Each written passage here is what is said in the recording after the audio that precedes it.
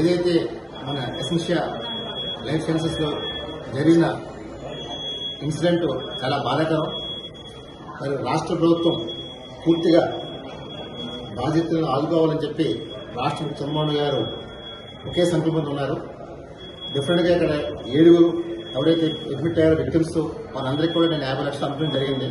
ఇప్పుడే చూపించారు 50 లక్షలు ఇచ్చినట్టు హోమ్ మినిస్టర్ గారు, వాళ్ళ అకౌంట్ కూడా చేరిపోయినాయి. అతను మేము కోరుతుంది ఒకటే, రాష్ట్ర ప్రభుత్వం అంకిత ప్రభుత్వం ఉన్నారు తప్ప దీంట్లో ఎటువంటి దుర్యోచన లేదు. మరి నిన్న జగన్మోహన్ రెడ్డి గారు అక్షరాపురం ఇన్సిడెంట్కి వెళ్లి అక్కడ లేనిపోయిన తప్పుడు ఆరోపణలు చేశారు. కనీసం ఇక్కడ ఉన్న బాధితులు కూడా పరామర్శకు రాలేదు.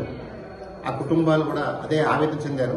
మరి ఈవేళ కేవలం అక్కడ వెళ్లి మాజీ మంత్రి అమర్నాథ్ ఇంటికి వెళ్లి ఫోటోలు దిగారు తప్ప ఇక్కడ బాధితులు ఎవరైతే 7 ఉన్నారో కనీసం ఆ కుటుంబ సభ్యులు పరామర్శ కూడా మాజీ ముఖ్యమంత్రి రాలేదు. ఇది చాలా తీవ్రంగా ఖండిస్తున్నాం. ఈ రోజు ఒకటే చెప్పే చంద్రబాబు గారు, పేషెంట్లు నయమయ్యే వరకు మనకు మెరుగైన వైద్యం అందించి డిశ్చార్జ్ చేయమన్నారు తప్ప ఎటువంటిది నిర్లక్ష్యం చేయొద్దని చెప్పి ఆదేశం చేశారు. సో డెఫినెట్ గా పేషెంట్లు పూర్వం ఎలాగైతే ఉన్నారో అదే స్థితిలో డిశ్చార్జ్ అవుతారు తప్ప ఇంకోటి కాదు మనం చేస్తున్నాం.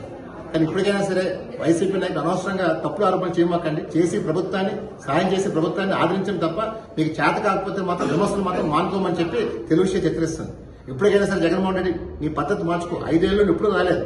ఈ రోజు ప్రతిదాన్ని రాజకీయం చేస్తున్నాం. ఇది రాజకీయం చేసే సంఘటన కాదు. బాధతో అందరూ ఉంటుంటే ప్రతి విషయాలు రాజకీయం చేస్తారు. దయచేసి మానుకోమని చెప్పి తెలుగు శక్తి జగన్మోహన్ రెడ్డి హెచ్చరిస్తుంది.